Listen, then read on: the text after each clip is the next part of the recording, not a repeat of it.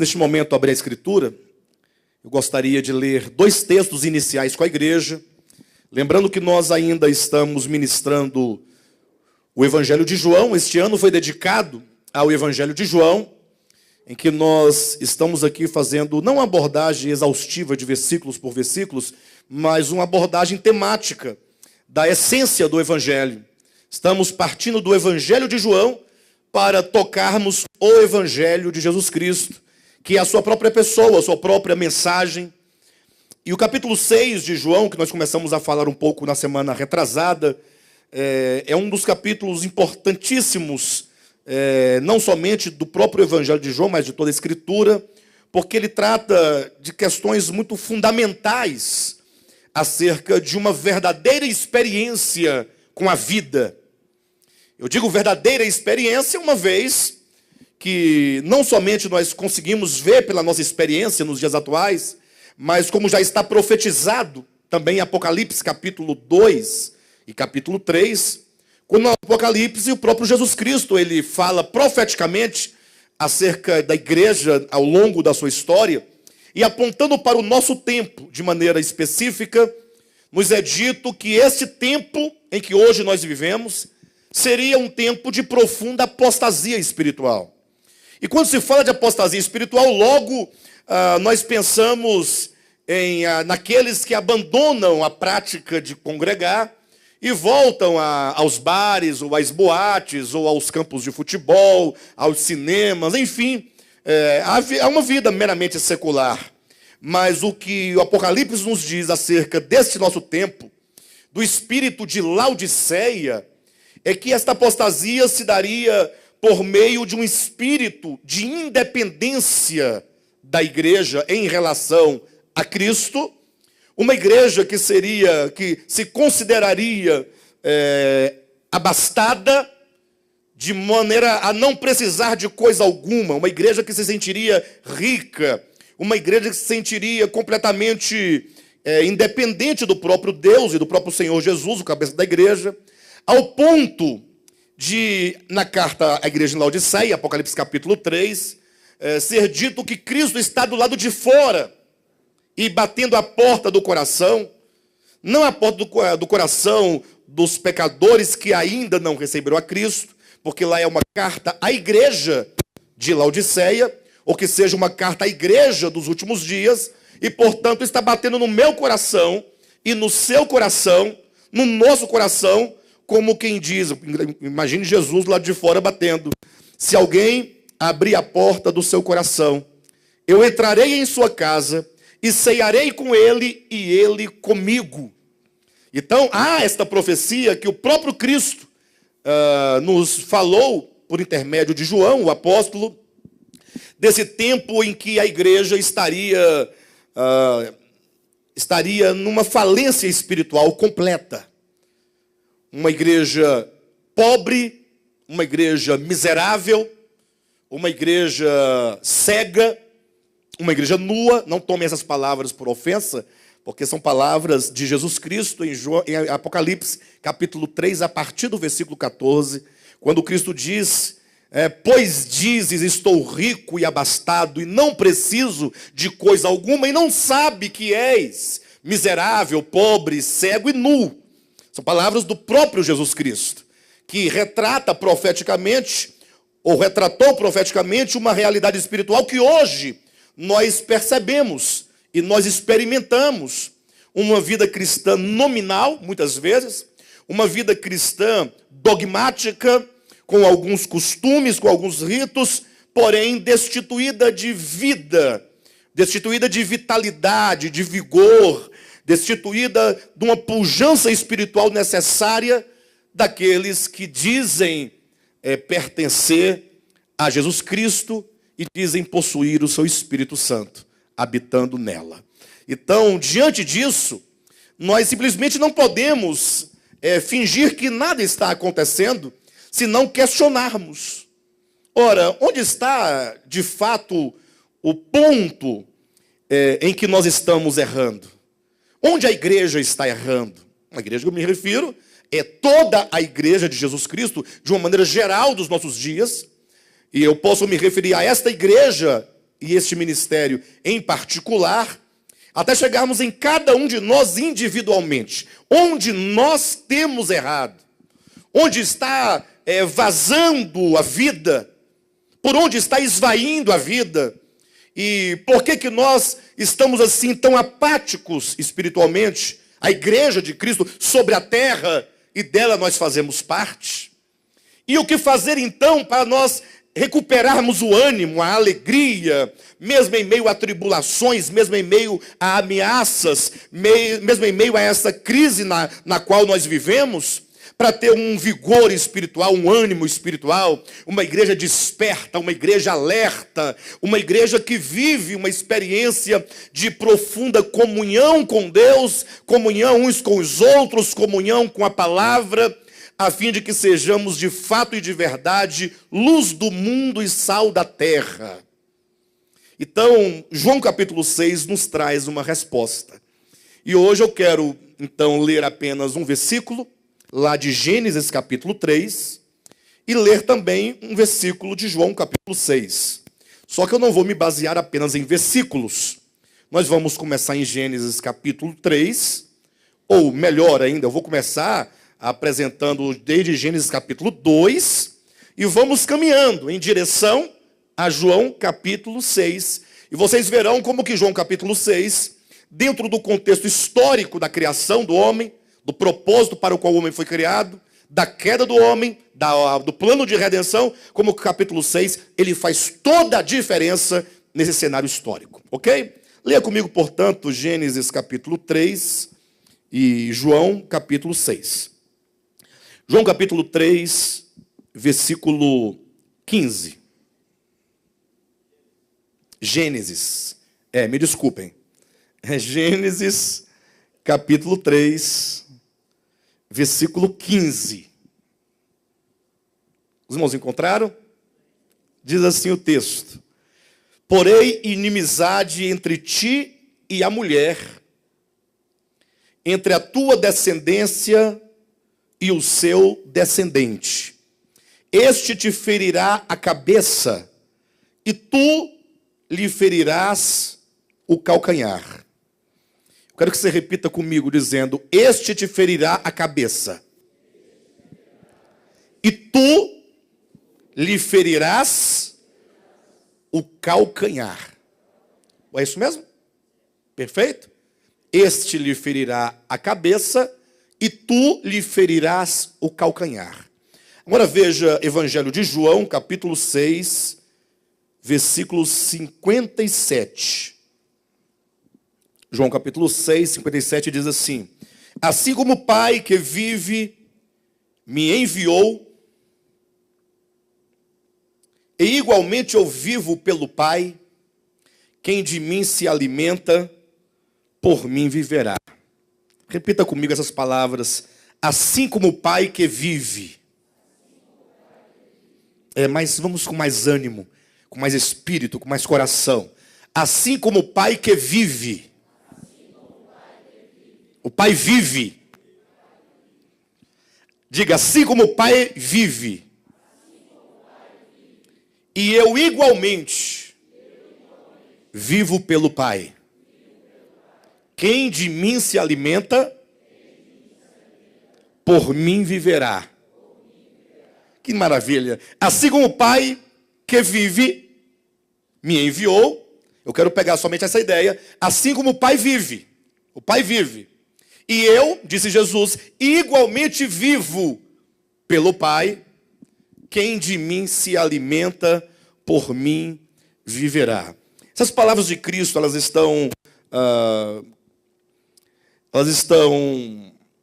aqui nos colocando dentro de um contexto muito longo.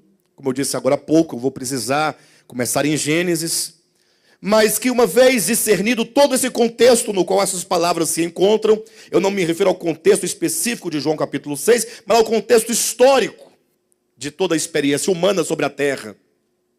Para nós entendermos o capítulo 6 de maneira adequada, nós temos que reconstruir todo um caminho, toda uma história. E eu, portanto, convido a todos vocês a caminharem comigo desde a criação até o capítulo 6 do Evangelho de João. Imagine você que Deus criou o homem e Moisés, sabiamente instruído por Deus, inspirado pelo Espírito de Deus, ele nos mostra ali de maneira figurada a criação do homem, a restauração da terra, o jardim e duas árvores no meio do jardim. E talvez aqui esteja um dos problemas e um dos motivos porque a igreja de hoje está vivendo grandes problemas na área espiritual. Eu digo isso porque muitas vezes nós lemos a Escritura, lemos Gênesis, por exemplo, como estamos citando, sobretudo capítulo 1 e 2 de Gênesis, quando Deus cria todas as coisas e recria, e ele então planta um jardim no Éden, na direção do Oriente, coloca ali o homem criado dentro daquele jardim, cheio de todas as árvores frutíferas, boas para alimento, agradáveis à vista, e no meio do jardim duas árvores, e ordena ao homem dizendo: não comerás do fruto da árvore do conhecimento do bem e do mal, porque no dia que dela comeres, certamente morrerás. E pastor, mas e onde é que está aqui o problema da igreja em relação a esse texto? É porque muitas vezes nós lemos a Escritura olhando apenas esses aspectos formais da informação, esses aspectos literais das simbologias, em que você fica sempre lendo a Escritura e pensando: poxa, eu já li a Bíblia tantas vezes, eu compreendi a Bíblia. E eu falo assim: então, diga-me algo sobre a Escritura. Você fala: não, mas é porque Deus criou o homem num jardim belíssimo e tudo era muito bom. Aí você começa a contar toda a história bíblica, simplesmente como um relato, como se porventura a Bíblia Sagrada fosse um livro de história. E aí nós ficamos cheios de informação, cheios de conhecimento da letra das Escrituras e de sua literalidade, e deixamos de compreender verdades profundas que estão em todas as páginas da Bíblia, e que somente com uma compreensão orgânica dessa verdade, do seu significado mais profundo, somente quando eu leio, por exemplo, Gênesis capítulo 2 e capítulo 3, e então eu consigo absorver desses textos a verdade que ali está latente. E não somente eu consigo abstrair esta verdade, mas eu consigo tocar esta verdade, e eu consigo me situar a mim mesmo frente a esta verdade, e eu consigo perceber como que a verdade que está no texto bíblico é algo tão real na minha experiência pessoal. E de que maneira podemos perceber isso? Olhando para o texto de Gênesis, começando lá, e trazendo então, permitindo que a Escritura nos revele, nos mostre qual o verdadeiro significado. Não pense você que estando ali o homem em Gênesis 2 e Gênesis 3, diante daquelas duas árvores, tendo Deus proibido o homem de comer daquele fruto, não pense você que todo o problema da humanidade esteja no fato de que Adão e Eva, ou de que Eva e Adão comeram do fruto de uma árvore proibida. Porque de repente nós ficamos aí simplesmente com uma história antiga, uma história um tanto estranha, porque alguém poderia perguntar e questionar: ora, como pode um Deus grande, um Deus de amor, um Deus clemente, um Deus de misericórdia, um Deus de graça, um Deus de bondade, um Deus de amor, simplesmente condenar e fadar agora o homem e a mulher à miséria de um mundo perdido, tão somente porque ele comeu do fruto de uma árvore que o Deus caprichoso de Moisés não queria que eles comessem? Enquanto nós estivemos pensando que o problema da humanidade está no fato de ele comer de um fruto, o fruto de uma árvore, que Deus havia dito para o homem não comer, nós vamos ficar numa superficialidade, e você nunca vai entender os motivos dos seus problemas, das suas angústias, da sua condição espiritual. Porque tudo fica muito no plano de uma fábula, fica muito distante de nossa experiência. E poderíamos, porventura, chamar isso de palavra de Deus? E alguém questionaria: mas você está colocando em descrédito, em dúvida, o que Moisés disse? Eu falei: jamais. Eu estou dizendo que o registro de Moisés, ele nos traz profundas revelações, e que só são possíveis de serem percebidas quando nós caminhamos no texto de Moisés, inspirado, em direção à perfeição, que é o próprio Cristo, que é o próprio Evangelho. Mas o fato, e eu vou me adiantar aqui em razão do tempo, é que quando Moisés constrói aquele cenário metafórico do jardim, das duas árvores, o homem ali dentro do jardim, aquela paz, aquela comunhão, aquele suprimento, aquele cuidado, Deus que falava com o homem na viração do dia, não na virada do dia, mas por meio de uma brisa suave que entrava ali no jardim e eles podiam perceber uma presença real e conversar então com Deus, ter comunhão com Deus. E nós sabemos então que o próprio Deus advertiu o homem acerca de uma árvore. E aqui começa o nosso entendimento em direção a João capítulo 6. Porque é dito em Gênesis capítulo 2, versículo 17, que Deus havia dito: de toda a árvore do jardim comerás livremente, mas da árvore do conhecimento do bem e do mal, certamente não comerás, porque no dia em que dela comerdes, certamente morrerás. Eu estudando esse texto, fiquei pensando, como pode ser isso? Uma proibição de o homem comer do fruto de uma árvore. Que árvore é essa? Qual é a ciência, o segredo, o mistério desta árvore? O que há de tão grave por detrás desta árvore, a ponto de Deus afirmar tais palavras? E como sabemos que o homem comeu desta árvore, e que por isso vieram tantas consequências que hoje nós conseguimos perceber no mundo, meditando sobre isso, eu cheguei a algumas considerações. A primeira consideração é o significado desta árvore do conhecimento do bem e do mal. E o segundo diz respeito a essa ordem de Deus acerca do comer ou não comer desta árvore. Nós devemos entender que quando Deus criou o homem foi criado potencialmente um ser inteligente. Quando eu digo que foi criado potencialmente, eu quero dizer, e eu vou colocar uma metáfora para vocês entenderem aqui. Imagine você uma semente de um grande pé de carvalho, digamos assim.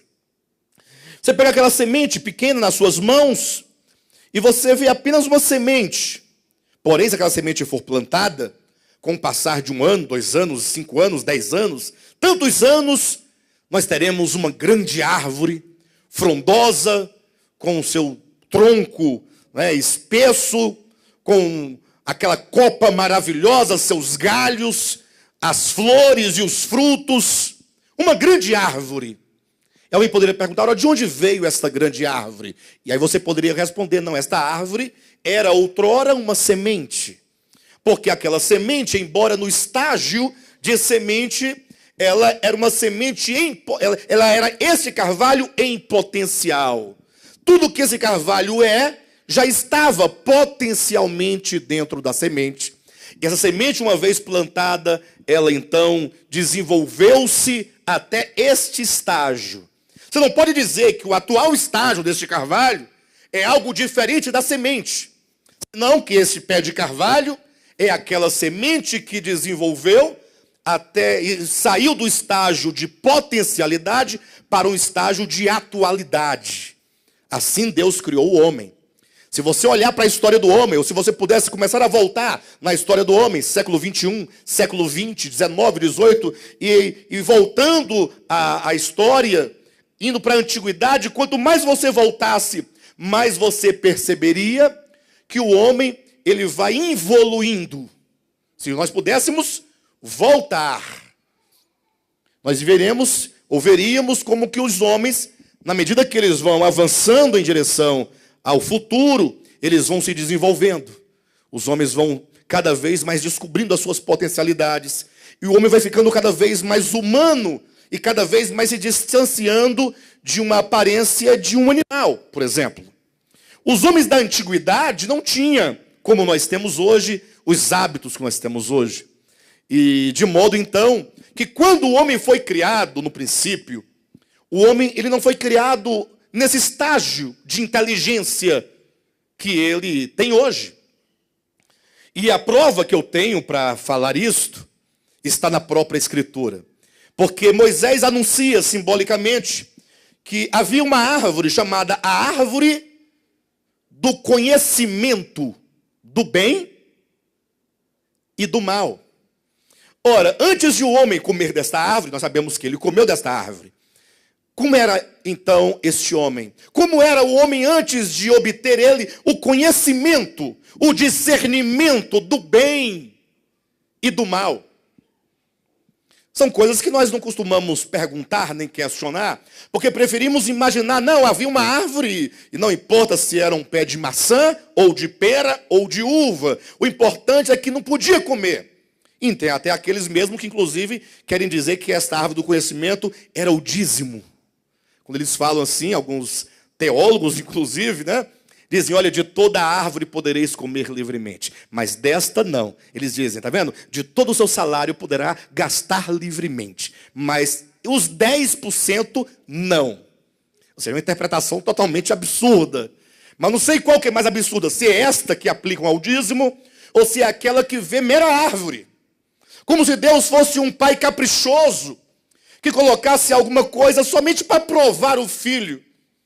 E para provar nada, mas para provar que o filho não presta. Porque Deus sabia que o homem comeria. Ou não sabia? Então nós não podemos ter essas interpretações tão vazias de sentido, de significado, se não entender que se a árvore é a árvore do conhecimento do bem e do mal, esta árvore era a árvore que tinha a capacidade de dar ao homem o conhecimento do bem e do mal, que uma vez comendo deste fruto, o homem adquiriria, ou ele transitaria do estágio de inconsciência para o estágio de consciência.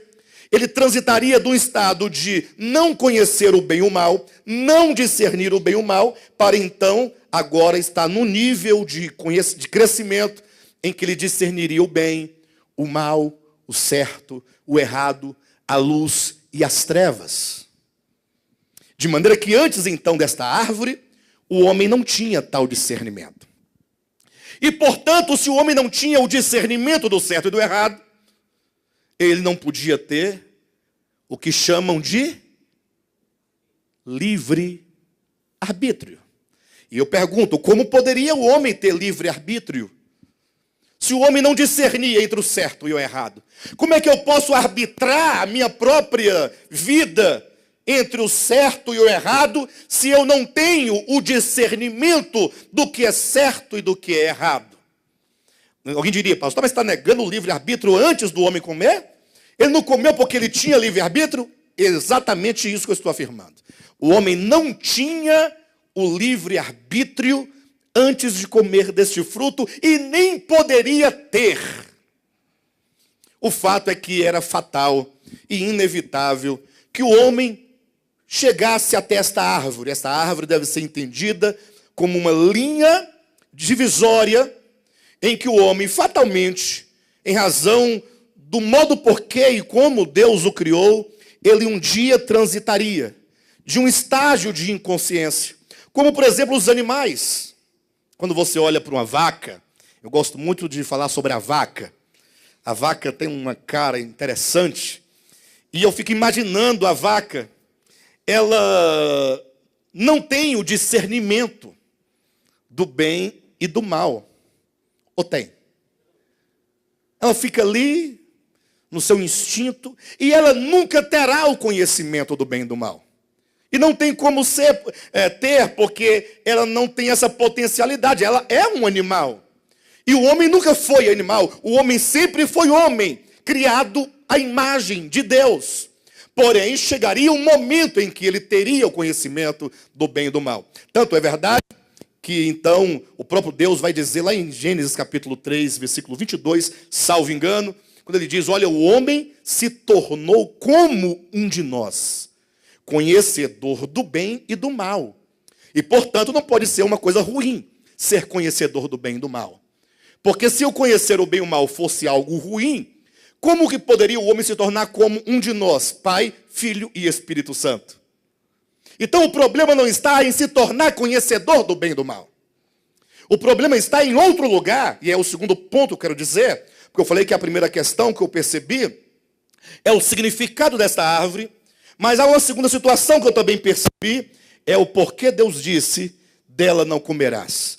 E essa segunda conclusão a que eu cheguei é que Deus não proibiu o homem de comer da árvore do conhecimento do bem e do mal. Alguém disse: pastor, você está passando dos limites de compreensão da Bíblia. Como é que você diz que Deus não proibiu o homem de comer? Se eu leio Gênesis capítulo 2, versículo 17, Deus diz: mas da árvore do conhecimento do bem e do mal não comerás, porque no dia em que dele comerdes, certamente morrerás. E agora aparece o bispo Alexandre para dizer que não, que Deus não proibiu. E eu fiquei desconfiado dessa proibição. Eu fiquei desconfiado. E eu fiquei lendo esse versículo uma vez, duas vezes, três vezes, quatro vezes, 10 vezes.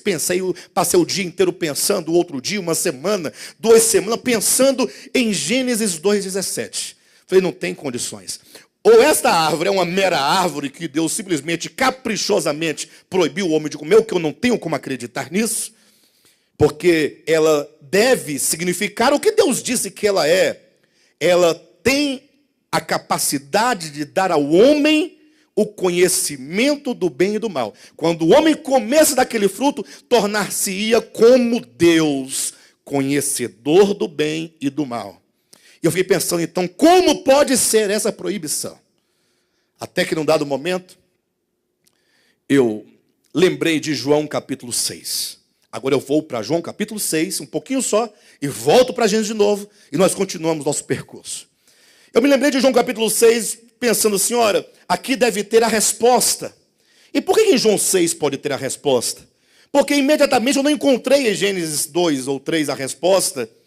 E eu pensei, puxa vida, em João capítulo 6 nós vamos encontrar Jesus Cristo, que se apresenta dizendo assim, olha, eu sou o pão da vida. O que tem a ver com Gênesis? É que em Gênesis, ao lado da árvore do conhecimento, também tem uma outra árvore, chamada a árvore da vida. E nos é dito que essa árvore da vida tinha um fruto, e este fruto, caso o homem dela comesse, ele teria vida eterna.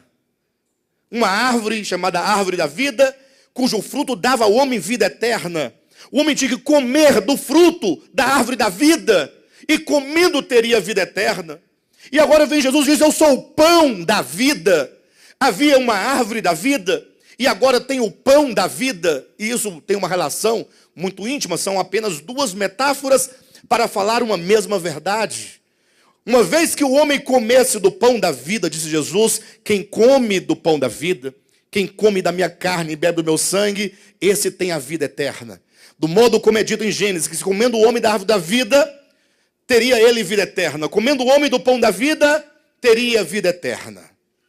E agora eu falei assim, bem, então eu tenho aqui um paradigma, eu tenho como agora entender o que é a árvore da vida, e depois que eu entender o que é a árvore da vida, eu poderei compreender o que é e como é a árvore do conhecimento do bem e do mal. Ou seja, a partir da árvore da vida, que é o oposto da árvore do conhecimento, porque uma traria a vida e a outra traria a morte. Não são opostos? Então, se eu puder compreender a árvore da vida, eu compreenderei a árvore do conhecimento do bem e do mal. É só você inverter o sentido oposto. E aqui no capítulo 6, versículo 57, eu encontrei uma chave. Jesus diz, assim como o Pai que vive me enviou.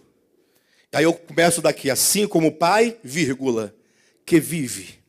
Está falando do Pai, sendo Ele a própria vida, sendo Ele a própria fonte da vida, nos é dito, o Pai vive. Nós vamos começar da escala maior, o Pai vive. Ele simplesmente é a vida e Ele vive, portanto. E aí Jesus continua, e eu, igualmente ao Pai, também vivo.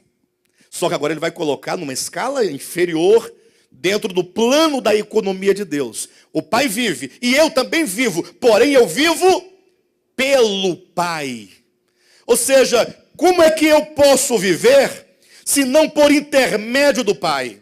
Então o Filho está dizendo, eu estou conectado ao Pai constantemente e dele absorvendo da sua vida e do seu viver, e é dele que procede a vida que eu sou. Ele vai dizer no capítulo 5 que o Pai me concedeu ter vida eterna em mim mesmo, e por mim mesmo, então eu também vivo. Aí ele continua, agora quem, chegou até nós, né? De mim se alimenta, por mim viverá. Ele quer dizer, você quer viver? Não basta você pensar que exista uma árvore, lá no Jardim do Éden, uma árvore, para você ir lá e furtar um fruto e comer um pedaço, dar uma mordida, mordi, pronto, vida eterna. Agora, nem que Deus queira me matar, Ele poderá fazê-lo, porque eu dei uma mordida no fruto da árvore da vida. Como muitos, né, dizem que vão ao céu, que são arrebatados ao céu, aí voltam de lá, supostamente voltando, dizem, eu chegando no céu, eu vi uma abóbora celestial, era de uma cor assim, de uma safira, da cor de uma safira, e eu via que tinha anjos correndo de um lado para o outro, tinha uma grande mesa, quando eu olhei de um lado, estava lá a árvore da vida, eu perguntei, Senhor, o que é isso? Ele disse, é a árvore da vida, e nela tinha 12 frutos, nada disso, Jesus está dizendo, eu sou o pão da vida. No outro lugar ele disse, eu sou a videira verdadeira. Ele se diz ser tanto uma árvore, quanto se diz ser o pão, o alimento que dá vida ao homem. Não podemos entender a árvore da vida como uma árvore, senão como o próprio Logos, o próprio Cristo, o próprio Deus disponível ao homem como vida. E ele diz, olha só, é possível que o homem viva, porque meu Pai vive, e eu também vivo. E se você quiser viver, você terá que comer da minha carne e beber do meu sangue. Logo, eu entendo, olha só como está aqui, como estão cada um desses planos. Assim como o Pai vive, é um estado contínuo, ele vive. Não é um momento estanque, que ele viveu ou está vivendo agora, mas ele vive, ele é a própria vida. E eu também vivo, continuidade. Mas eu vivo pelo Pai. Se você também quiser viver continuamente, deverá estar nessa mesma dependência. Do modo como eu vivo pelo Pai, quem de mim se alimenta, por mim viverá. Esse alimentar-se de Cristo não é comer de um fruto, dar uma bocada uma vez só. Não é simplesmente você, num dado momento da sua experiência, falar, aceito a Jesus e agora está tudo certo e estou salvo, ponto final. Não. Alimentar-se de Cristo implica um viver de dependência contínua. E para entender essa dependência contínua do homem em relação a Cristo, basta você pegar a figura de João capítulo 15, quando Jesus disse, eu sou a videira verdadeira. Ele é a videira. Nele está todo o vigor da videira, a seiva, o espírito. E ele diz, e vocês são os ramos. Ele diz, quem permanece em mim. Olha a expressão, permanece. Para o ramo poder ter vida, para que ele não seque, para que ele tenha frutos e dê muito fruto, ele precisa estar constantemente ligado à videira e dela absorvendo a sua seiva. Como diz o versículo 5 do capítulo 15 de João, sem mim, vocês ramos, nada podeis fazer.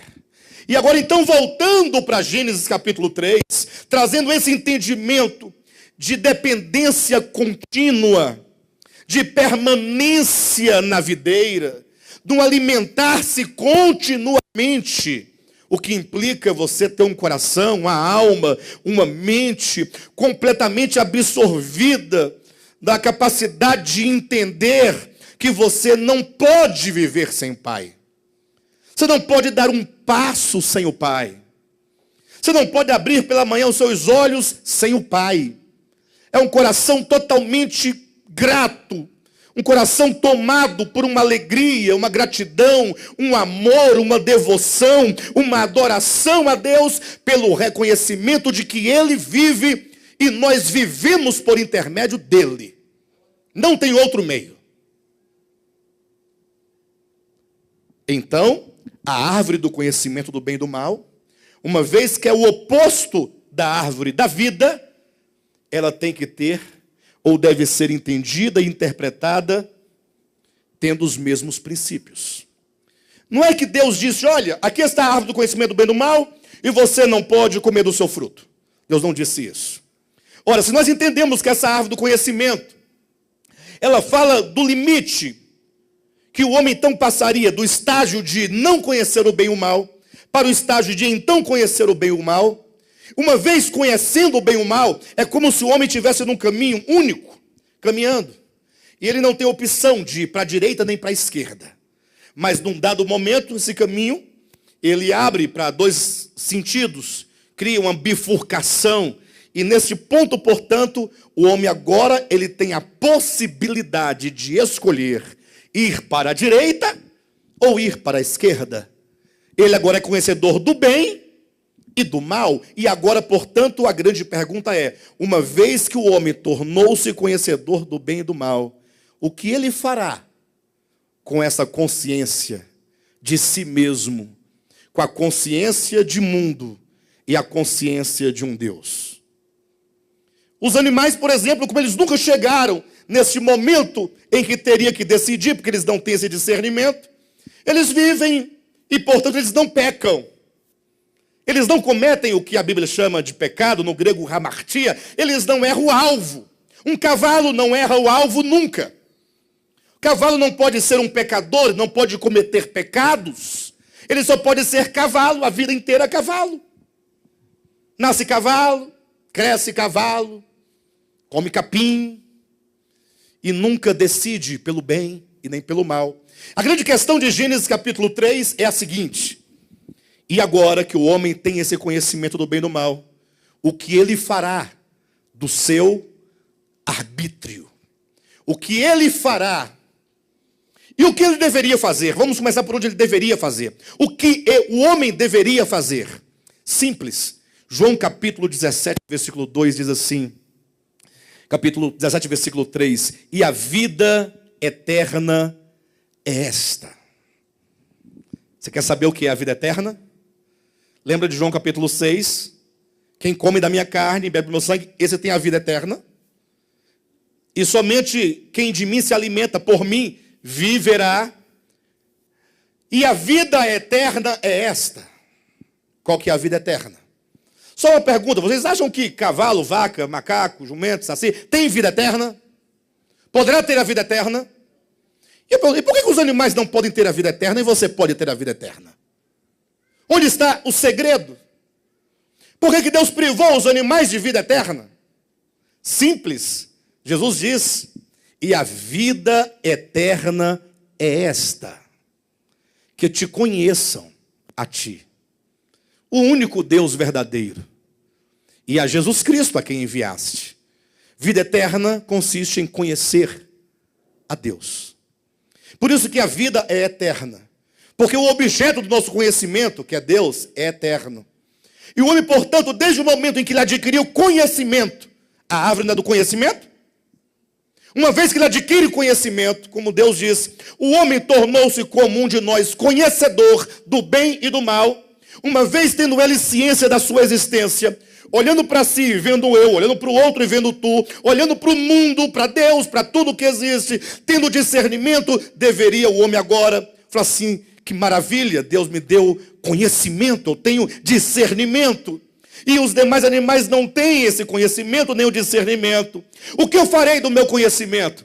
Ele deveria fazer, vou projetar esse conhecimento, essa capacidade de conhecer, e eu vou então conhecer a Deus, e assim eu viverei eternamente. Ele deveria colocar todos os seus esforços intelectuais, cognitivos, para o conhecimento de Deus. O conhecimento de Deus.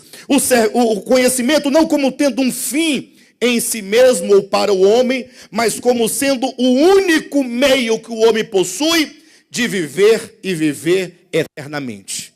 Conhecendo a Deus, conhecendo a Deus, conhecendo a Deus. Nós, por exemplo, que cremos em Cristo, recebemos vida eterna. E a vida eterna consiste, então, quando entrarmos, não somente na eternidade, mas desde então, tendo vida eterna, Conhecendo Deus hoje, e quando entrarmos para a eternidade, conhecermos a Deus, sem nunca conhecê-lo plenamente, porque sendo Ele infinito, nunca o ser finito poderá abarcar todo o infinito. Então o homem estará para sempre, uma vida eterna, conhecendo a Deus. Mas o homem fez exatamente o contrário. Quando ele viu o conhecedor do bem e do mal, ao invés de ele canalizar o seu conhecimento, instrumentalizar o seu conhecimento para conhecer a Deus, o que implicaria uma eterna dependência de Deus, da vida. Quanto mais o homem conhecesse, mais sentisse necessidade de conhecer a Deus. Mas não é conhecer como quem conhece um objeto, mas é conhecer no sentido de amar e de se amalgamar a Deus, de se misturar a Deus. Um conhecimento como, por exemplo, é dito que Cristo é o esposo, a igreja é a noiva, e então essa noiva e esse noivo precisam de se casarem e de se unirem ao ponto de coabitar. Não é sem razão que esse coabitar de um homem com uma mulher representa, na verdade, o relacionamento espiritual de conhecimento entre o homem e Deus. Agora que o homem adquiriu conhecimento, o que aconteceu? O homem simplesmente, por causa do conhecimento, ele abandonou a vida, abandonou a Deus, deu as costas ao Criador e orgulhou-se do ser que ele era. Agora eu sou maior do que toda a criação, e sendo eu maior, poderei viver por meio do meu conhecimento. Ele não queria viver por meio da vida, por meio da árvore da vida que é Cristo, conhecendo a Cristo. Ele agora decidiu viver por si mesmo e para si mesmo. O mesmo pecado de Lúcifer. Orgulhou-se no seu coração em razão da sua beleza e da sua formosura e da sua perfeição. O homem, quando se viu homem, intelectual, conhecedor, com discernimento, ele pensou, por que eu preciso de depender de Deus? Por que depender dele? Para que viver por meio dele, se eu posso viver por meio de mim mesmo e para mim mesmo? E aí é onde começa toda a história da queda. Mas eu não me esqueci de Gênesis capítulo 2, versículo 17. Por que o texto diz que Deus disse, desta árvore não comerás? Foi então, tendo todo esse entendimento que eu acabei de apresentar, que então o Espírito Santo me disse, no meu íntimo, para que eu verificasse a palavra comer. No dia em que dele comerdes, ou comeres, comer. Aí eu fui lá no texto, na palavra hebraica, hakar, e eu vi aquela palavra, eu fui então a um dicionário bíblico, e eu falei assim, eu quero ver quantas vezes, ou em quantos outros lugares do Antigo Testamento, essa palavra se encontra. Foi então que eu encontrei a palavra hakar, em 1 Samuel, capítulo 1, versículo 8. Quando diz que estava lá Eucana e Penina, não é isso? E ela, triste no seu coração, porque não tinha um filho, simplesmente passava dias e dias chorando e jejuando. Foi quando o seu esposo, vendo a tristeza de sua esposa, vendo a angústia de Ana, né? Na verdade, Ana, me perdoe, Penina é a outra. A angústia de Ana, e ela não comendo, ele perguntou, Ana, por que não comes? E aí a palavra comes ali é a mesma palavra, sem nenhuma variação ou diferença da palavrinha que está em Gênesis 2,17.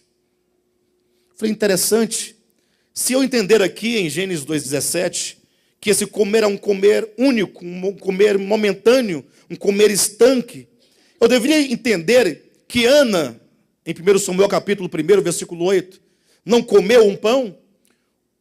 Ou seu esposo estaria dizendo, por que você não come? Ou seja, você não anda comendo? Ou seja, tem dias que você não se alimenta. Portanto, eu tenho que entender que no contexto de 1 Samuel, Essa palavra grega significa alimentar-se. O ato de alimentar-se e não o ato de dar uma mordida num pão ou em qualquer outro alimento, mas o ato contínuo de se alimentar. Encontrei depois essa palavra no contexto do livro de Juízes, quando então Sansão faz aquela metáfora, aquele enigma, dizendo: do comedor saiu comida, referindo-se ao leão. E a palavra comedor lá é racal. Ou seja, o que é um comedor no sentido do enigma de Sansão? É um animal que come, que se alimenta e que devora, do comedor. Olha, uma palavra vai ganhando várias acepções diferentes. Encontrei em Levítico capítulo 25, quando lá também diz que essa palavra ela se aplica exatamente a um sentimento de angústia profunda que toma o homem completamente. Quando alguém está completamente tomado de angústia, absorvido de angústia, aparece a palavra racal. Ou seja, ser consumido interiormente por uma obsessão. Encontrei também em outro contexto de Malaquias, capítulo 3, quando fala sobre aqueles gafanhotos todos ali, é dito que aquele gafanhoto chamado o gafanhoto, o devorador, é a mesma palavra de Gênesis 2,17. Por fim, eu entendi que essa palavra ela pode ser interpretada com uma infinidade de significados, sendo que na maioria de todos esses significados, a ideia é sempre uma só. Ou melhor, é sempre de ser consumido e possuído por um sentimento interior de obsessão, ou, se visto do lado prático da coisa, como um animal que é um constante devorador. O que me levou a entender que quando Deus diz, dela não comerás, é como que ele dissesse, deveria ser escrito ou traduzido da seguinte maneira: não tomarás do fruto da árvore do conhecimento do bem e do mal, para ser o seu alimento cotidiano. Não viverás por meio do conhecimento. Você terá o conhecimento, mas não deve viver por intermédio dele, por meio dele, porque você tem que viver por meio da vida e não por meio do conhecimento. E por causa da queda do homem, nós vamos continuar agora a nossa caminhada lá para João capítulo 6, nós vemos que o homem caído é exatamente aquele que faz do conhecimento o seu alimento cotidiano. Basta chegarmos a Gênesis capítulo 4 e capítulo 5, em que nós encontramos duas genealogias. Preste atenção nisso. Temos a genealogia de Caim, capítulo 4 de Gênesis, e a genealogia de Sete, capítulo 5 de Gênesis. Agora preste atenção nesse detalhe. Essas duas genealogias, a de Caim e a de Sete, essas duas descendências, elas representam ao longo de toda a Escritura duas linhagens. A linhagem do homem caído e a linhagem do homem que, embora caído, é um homem que está sempre na busca da redenção. Em Caim é dito, e tudo começa dizendo, Caim afastou-se da presença de Deus e foi habitar numa terra distante, chamada Nod. Entenda o coração, a alma de um homem caído. Caim, ele é o protótipo do homem maldito, aquele que confia em si mesmo e não confia no Senhor. E então, para que Deus pudesse nos mostrar a linhagem dos perdidos, do homem que depois de caído, não somente caiu, mas assumiu para si viver sem Deus, Caim afastou-se ou retirou-se da presença de Deus e foi habitar numa terra distante chamada Nod. Esse é o homem caído e que ao cair tomou agora a decisão de viver para si mesmo. Caim se retira da presença de Deus, vai para uma terra distante e lá ele começa uma civilização sem Deus. E aí vem traçando a genealogia. Caim concebeu e deu um filho cujo nome foi tal, e aí vem os nomes dos filhos de Caim, e aí na genealogia começa toda a descrição. Este filho de Caim inventou os instrumentos musicais. Este outro filho de Caim tornou-se fabricante de tendas. Aquele outro criou a indústria de armas brancas ou de armas cortantes. Então a descendência de Caim foi uma descendência de pessoas que começou a canalizar o conhecimento para a produção de um mundo e de uma civilização em que Deus era descartável. Nós podemos fazer a nossa própria cidade, podemos ter a nossa própria alegria, os nossos próprios meios, nossos próprios recursos. Afinal, Caim é aquele que decidiu ser lavrador da terra. Aquele que produz pela sua própria força a sua subsistência. Por isso que começaram todas as suas gerações, inventaram a música, inventaram os instrumentos cortantes, criação de gado, tendas, construíam cidades, foram criando um mundo para si. Ao passo que a outra genealogia, que fala exatamente o oposto, é a de Sete. Sete foi o filho que Deus deu a Adão e Eva no lugar de Abel, que foi assassinado. Imagina agora que é dito que tão logo Sete deu à luz, a mulher de Sete, eles deram à luz a um filho, eles colocaram o nome de Enos. Sabe o que significa a palavra Enos? Fraco, frágil, mortal. Olha a diferença. E aí o texto diz: nasceu-lhe, pois, um filho chamado Enos, e daí começou-se a invocar o nome do Senhor. Em Caim, retirou-se Caim da presença de Deus e foi para uma terra distante chamada Nod.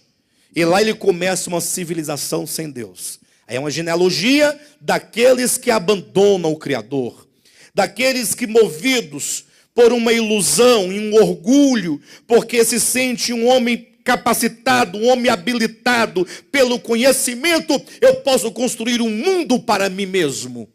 Já o outro, ele começa a invocar o nome do Senhor. Invocar o nome do Senhor significa exatamente você nascendo em você um sentimento, uma consciência constante, íntima, profunda de incapacidade, de saber eu sou fraco, eu sou frágil, eu sou mortal e, portanto, eu não posso viver sem Deus. E daí se começa a invocar o nome do Senhor. Aí quando se começa a construir a linhagem desses que invocam o nome do Senhor, diferentemente da genealogia de Caim, é dito que o fulano nasceu e ele viveu.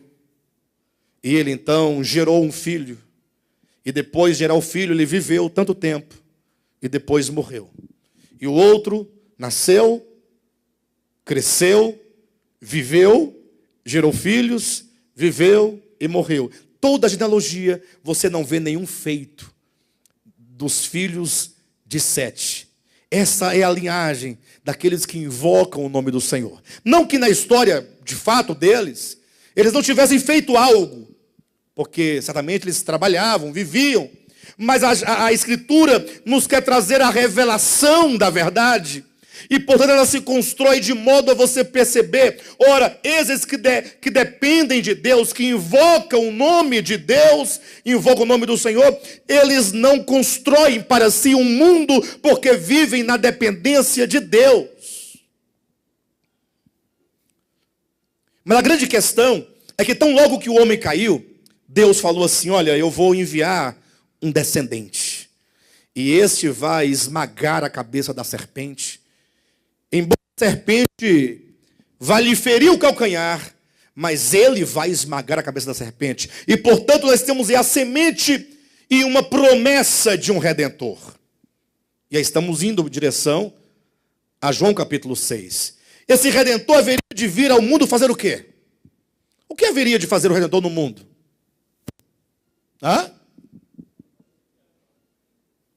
O que viria fazer? Sim, mas o que o texto diz? Que o descendente faria? esmagar a cabeça da serpente. Pastor, que maravilha, Jesus esmagou a cabeça do diabo. Calma, calma, vai com calma. Tem muito crente por aí que está de mãos dadas com a serpente, dormindo com a serpente, morando com a serpente, convivendo em harmonia com a serpente, sendo um com a serpente, e está dizendo que está pisando na cabeça da serpente, ou que Cristo pisou na cabeça da serpente. Temos que compreender o significado disso. Essa serpente é o mal. Sim, é o diabo. Mas o que é o diabo, senão um espírito de oposição a Deus? O que é o diabo, senão o primeiro ser que se tornou protótipo de quantos viessem depois dele, com o mesmo espírito, com o mesmo sentimento de aversão ao Criador, de independência, como aquele que diz: eu subirei acima de todas as estrelas dos céus, e eu estabelecerei o meu trono do lado norte, e eu serei semelhante ao Altíssimo.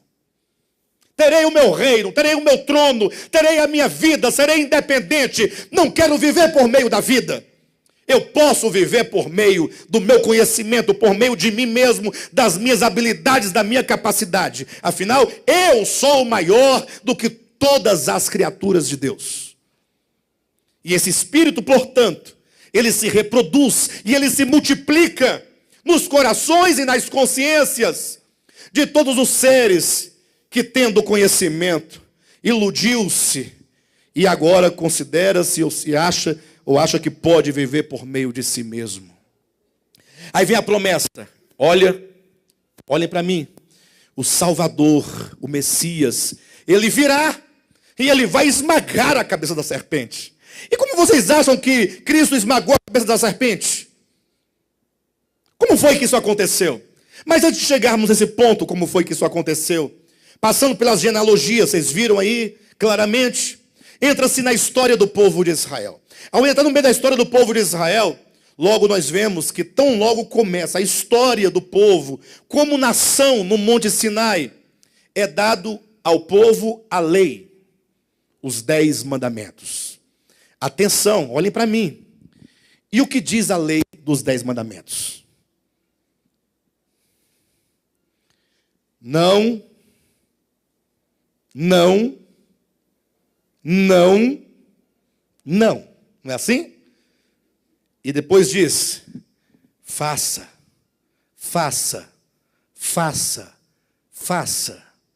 O que é a lei? Atenção, senão o conhecimento do que é certo e do que é errado. O que é a lei? Senão, como diz lá em Romanos capítulo 7, versículo 13, a lei veio para trazer o pleno conhecimento do pecado. Romanos 3, 20 também diz isso. E se me traz o pleno conhecimento do que é o pecado, me traz o pleno conhecimento do que é o certo, do que é o santo, do que é o puro. Não é sem razão que em 2 Coríntios capítulo 3 nos é dito que a lei era o ministério da condenação e da morte. De modo que o povo de Israel viveu toda a sua história por meio da lei. Por isso foi um povo que crucificou o Messias. Porque decidiu viver por meio da lei. Pastor, mas não era para viver por intermédio da lei? Se Deus deu a lei no Sinai, não era para eles viverem por meio dela? Não, nunca foi. A lei foi dada simplesmente para o homem, ao compreender o bem e o mal, eles se virem completamente miseráveis, e eles deveriam então se lançar aos pés do Salvador, clamando por salvação. Romanos capítulo 7 é muito claro: quando então me deparei com a lei, encontrei o mal que habita em mim. E enquanto aquele homem do capítulo 7 de Romanos tentou viver por meio da lei, ele só morria, até quando ele viu: se eu continuar aqui vivendo por meio da lei, eu estarei morto. Portanto, ele gritou, clamando e dizendo: miserável homem que sou, quem me livrará do corpo desta morte? Ele decidiu não mais viver por meio da lei e reconhecer que é incapaz que é caído, que é perverso e que ele precisa de um Salvador. A história do povo de Israel, portanto, marcada por derrotas espirituais do início ao fim, fala dos resultados de se viver por meio do conhecimento do bem e do mal, por meio da lei. Mas aí na dispensação da plenitude do tempo, Deus enviou seu filho, nascido de mulher, nascido sob a lei, para resgatar aqueles que estavam debaixo da lei.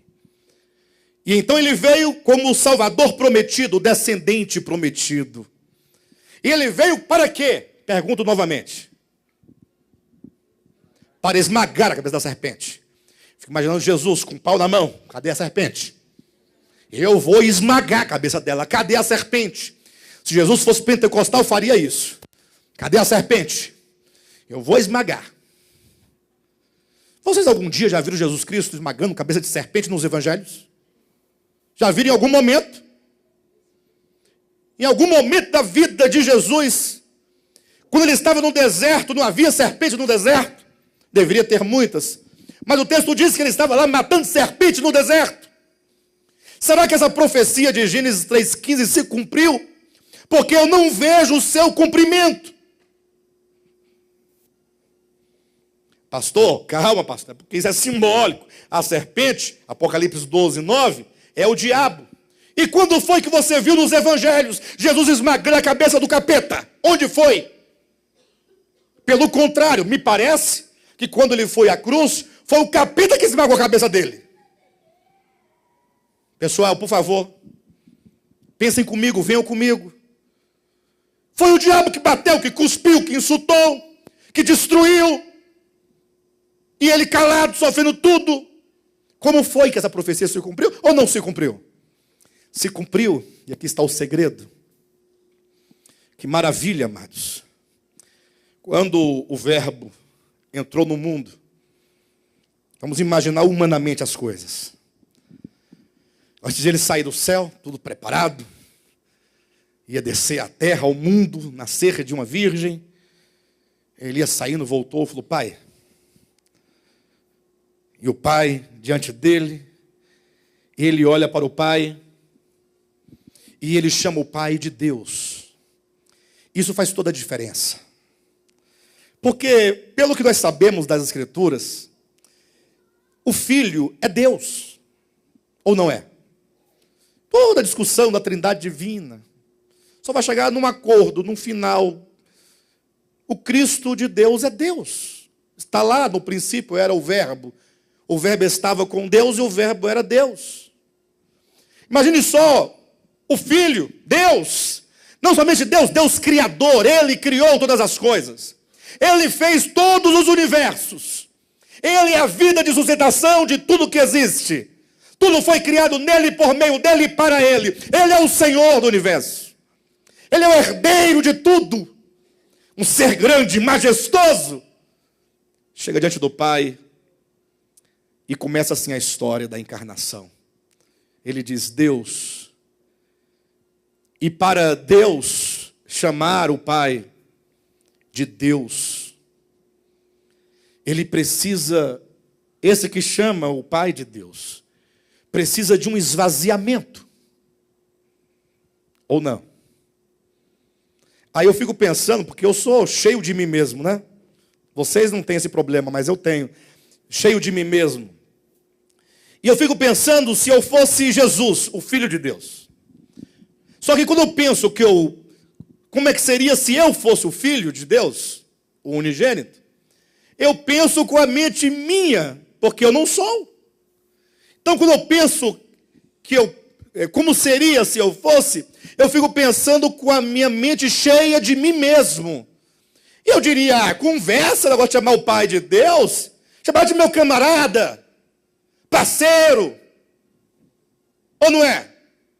Afinal, tratando-se do ponto de vista do ser divino, o Pai não pode ser maior do que o Filho, absolutamente. Não existe um Deus grande e um Deus pequeno, um Deus maior e um Deus menor. Isso é conversa de TJ. Deus é Deus e Deus é único, embora seja o Pai, o Filho e o Espírito Santo.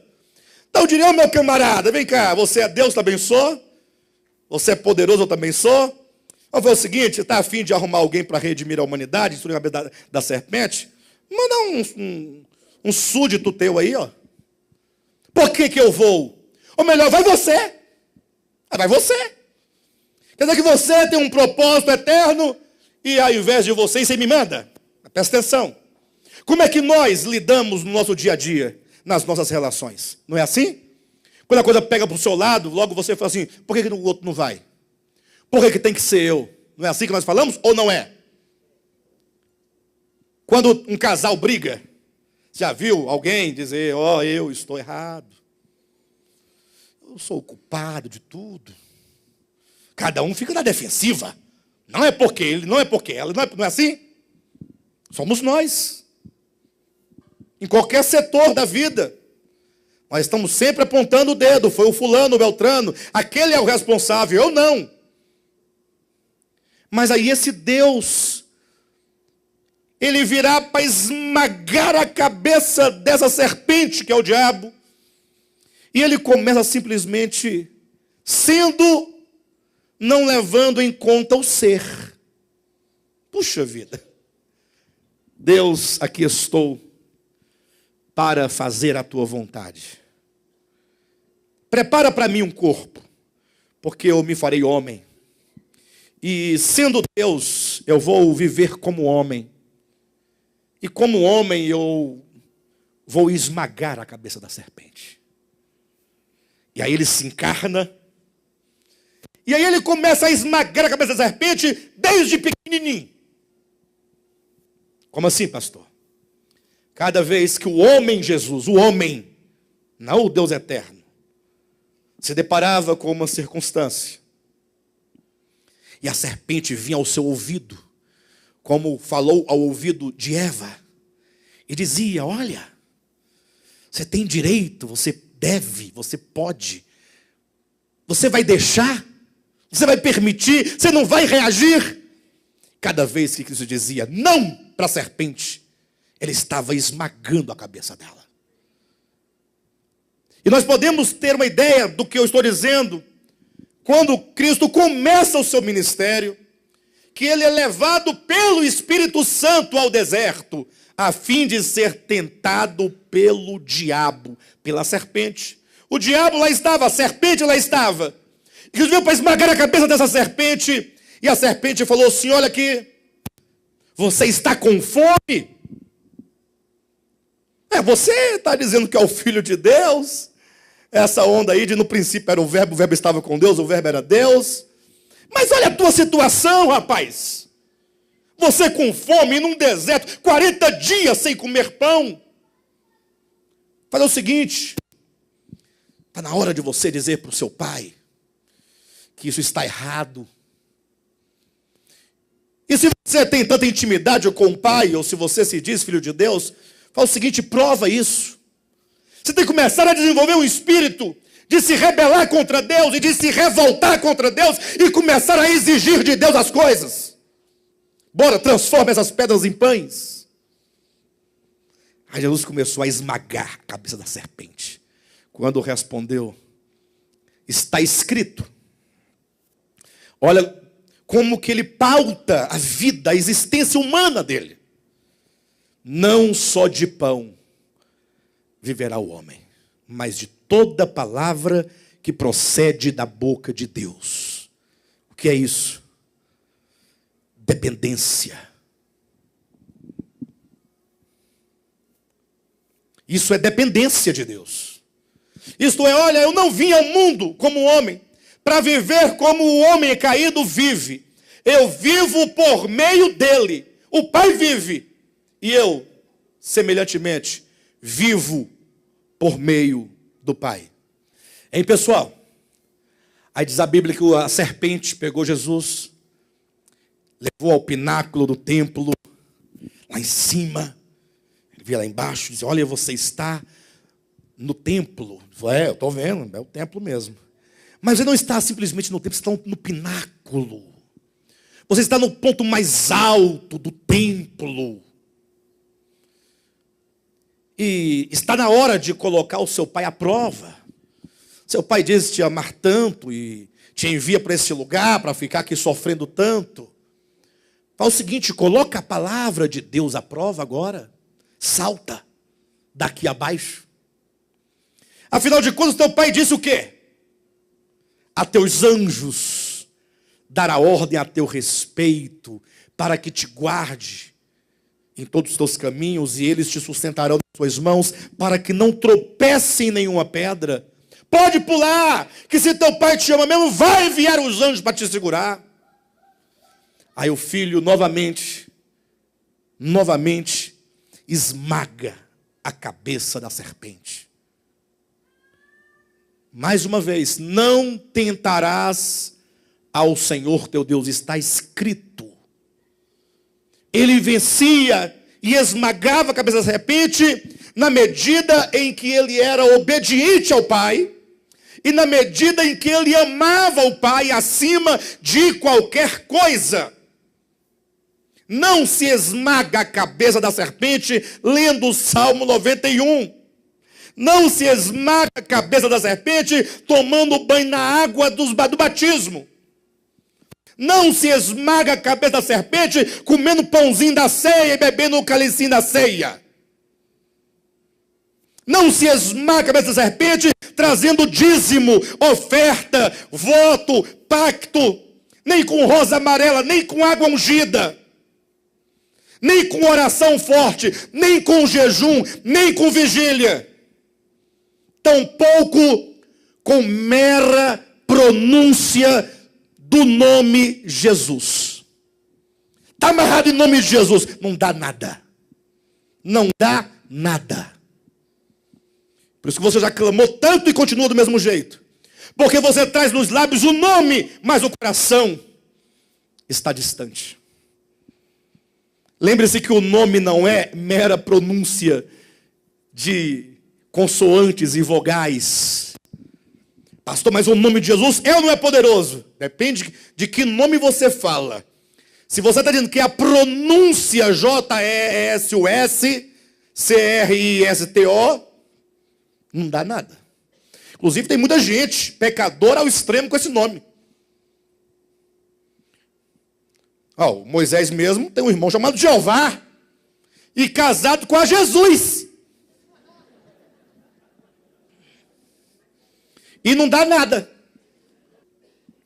O nome Jesus, o nome poderoso, o nome que está acima de todo nome, o nome, único nome capaz de salvar o homem, porque não há salvação em nenhum outro nome, não é um nome pronunciado, é a pessoa.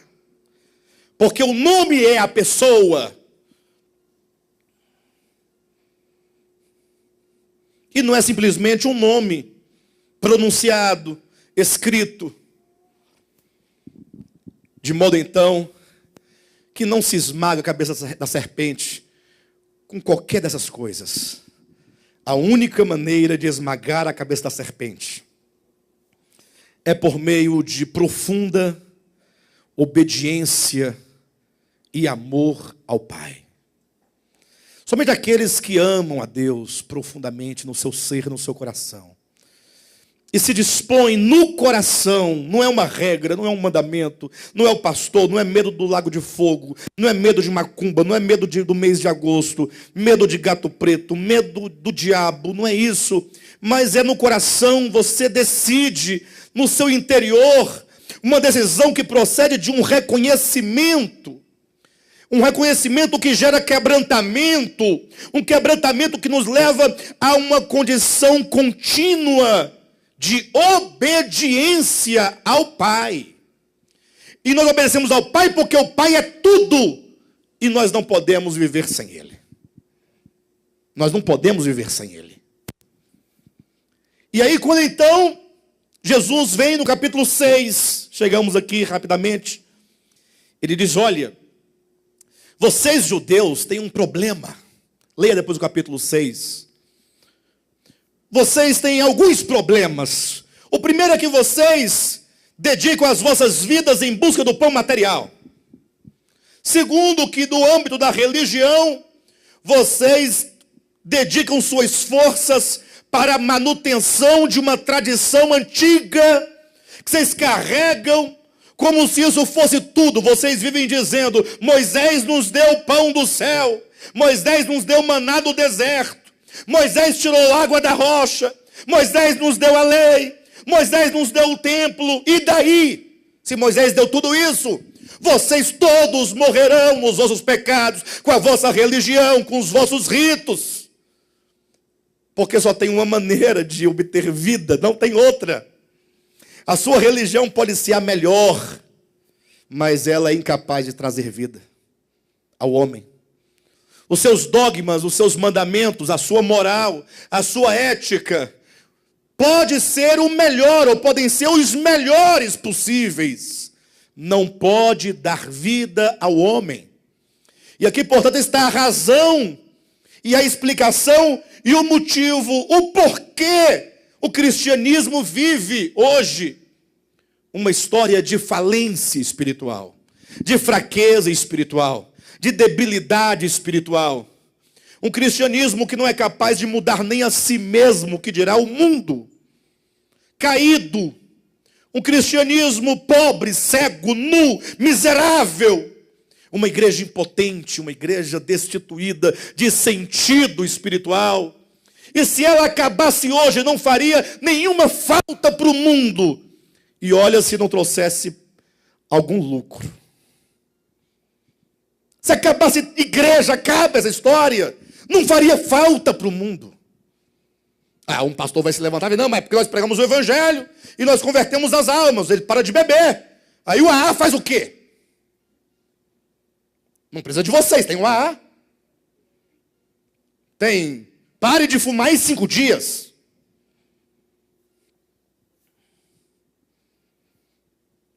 O homem precisa de libertação do pecado, que está enraizado na alma, na consciência, e isso só Jesus pode fazer.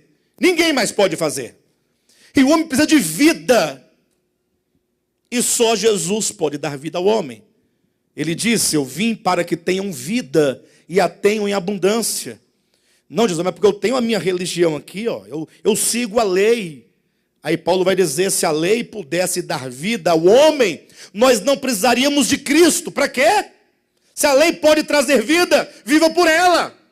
Mas não se esqueça que ela é o ministério da condenação e da morte. A única maneira de termos vida, vida plena, vida abundante. E vida abundante não significa muito dinheiro, não significa nem mesmo saúde, não significa status social, não significa ser bem-sucedido no casamento, tampouco profissionalmente. Vida plena significa uma alma em paz com Deus. E que sabe que pode morrer aqui nesse mundo a qualquer momento. Deixar o seu corpo, mas ele sabe que deixando o corpo ele habita com o Senhor. Tranquilo. Conheceu o Evangelho. É uma alma que sofre diante desse mundo perverso. Como disse Jesus: aquele que tem fome, tem sede de justiça, aquele que chora, aquele que é o pacificador. O Evangelho nos convida a um renunciar a nós mesmos. E somente renunciando a nós mesmos pelo poder do Evangelho é que a serpente enraizada no nosso coração terá a sua cabeça esmagada. Não fique pensando você que Cristo esmagou a serpente e agora está tudo certo. Não, está tudo certo para ele. Nele está tudo feito. Agora ele quer aplicar esse Evangelho e esse feito dele em mim e em você. De modo que quando o apóstolo Paulo, no capítulo 16 de Romanos, fala da vitória final da igreja, diz que por fim a igreja terá esmagado a serpente debaixo dos seus pés. Então Cristo esmagou a cabeça e nós esmagamos todo o corpo da serpente. Igreja, portanto, é um grupo de pessoas que entenderam que o homem foi criado para viver por meio da vida, por meio de Deus. Numa dependência total. E esse viver por meio se manifesta por meio de um coração e de uma alma que ama e que obedece a Deus. De sorte, então, Jesus falando para aquela multidão do capítulo 6, a multidão ficou irada. Afinal, ela não podia compreender as palavras de Cristo. Logo tinha discutido no meio da multidão. Como é que pode ser isso? Como é que podemos nós comer da carne dele e beber do sangue dele? Tem condição? Esse homem está ficando maluco? Agora não bastasse tudo que ele já fez, já falou, agora quer nos fazer comer a carne dele. Jesus, sabendo disso, falou: gente, vocês não tem jeito para vocês, né? Vocês não entendem o que a gente fala. A minha carne, disse Jesus, para nada aproveita. Estão pensando em comer a minha carne? Vocês estão loucos? O senhor acabou de falar. É porque vocês não entendem o que eu digo. Vocês não entendem a minha linguagem. Entenda que comer significa você alimentar-se para se sustentar. É o alimento que entrando em você te traz vida, te traz vigor, te traz saúde, te traz todas as vitaminas e os nutrientes necessários para um bom viver. Há um significado desse comer a minha carne, beber o meu sangue. Querem fazer um teste? Que tal você passar 30 dias sem comer? Faz uma experiência. Você vai definhando, sim ou não? Definhando. E se você comer hoje, você terá comido para sempre, não precisa comer amanhã? Por que comer de Cristo? Porque comer é uma necessidade que nunca cessa de ser necessidade. Você pode ter 200 anos, tem que comer para viver. Quem de mim se alimenta, fazer de Cristo, do Espírito de Cristo, das palavras de Cristo, da mente de Cristo, da mensagem de Cristo, do Evangelho de Cristo, o seu viver diário. Comer de Cristo é absorver suas palavras. Pois ele diz: a minha carne para nada aproveita. Agora, as minhas palavras são espírito e são vida. Há uma necessidade. A igreja precisa se despertar, irmãos, para uma realidade espiritual de ser do Evangelho. Não é ajuntamento dominical somente. Não é participar com as ofertas somente. Não é ler um versículo da Bíblia todo dia de manhã somente. Não é ir para o monte orar somente. Jejuar somente. Tudo isso substitui o pão da vida e nos faz ter uma falsa sensação de saciedade. Aí quando nós abandonamos tudo isso, aí nós ficamos famintos, desnutridos e pensando: eu devo estar assim porque eu deixei de lado tudo o que eu fazia. Não, tudo que você fazia te dava uma impressão e uma sensação de saciedade. Como aquela mulher, a samaritana, que buscava água naquele poço. Você diz: essa sede sua, com esse seu movimento aí, não sacia nunca. Ou seja, sacia no momento, depois vai voltar de novo. Agora nós temos que entender que nós deixamos toda aquela atividade religiosa que era, na verdade, nada mais do que uma capa religiosa que nos impedia de ver quem nós éramos de fato, para agora ficarmos numa inatividade plena? Não. Nós devemos começar a compreender que o Evangelho nos convida a uma experiência orgânica. Há uma necessidade.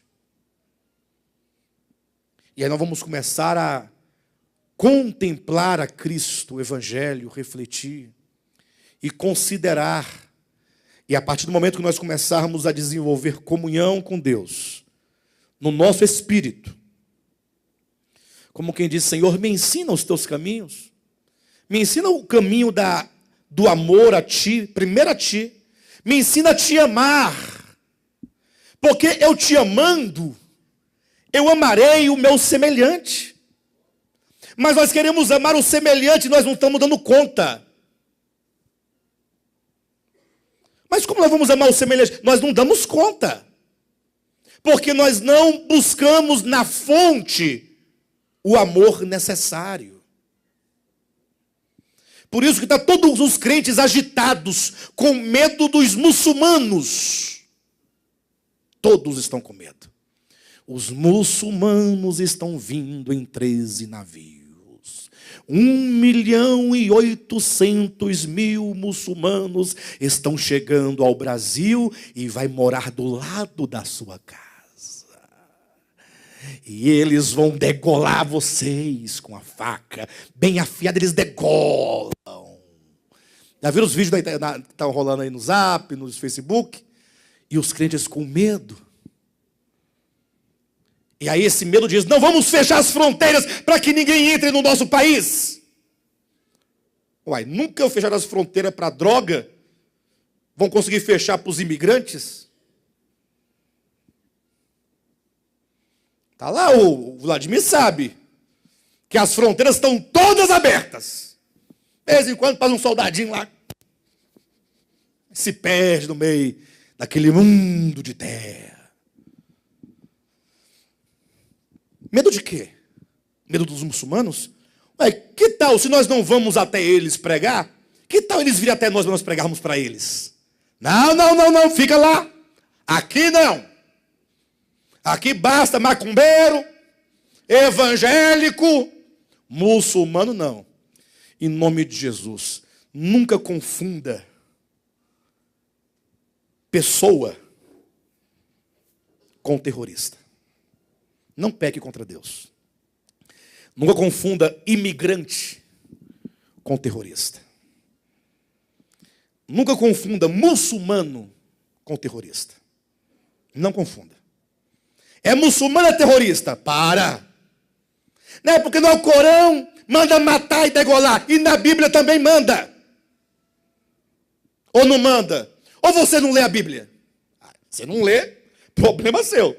Mas se começar lá de trás em Gênesis, daqui a pouco você vai matar muita gente. E muita gente perdeu sua vida. Criança, jovem, velho, virgem, todo tipo que o suposto Jeová mandava. O suposto. A Bíblia do Antigo Testamento está encharcada de sangue. Então não fala do Alcorão. Vai, para aí. Pastor, mas o que fazer então se eles quiserem vir para cá? Jesus diz assim, para você e para mim, guarda a sua espada. Bora, embainha a espada. Mas Senhor, não, embainha é para guardar. Não é para batalhar. Apenas ame a Deus. Encha-se de Deus. E ame a todos, indistintamente. Ó, indistintamente. E se ele me matar, morra pelo Evangelho. Morra pelo Evangelho.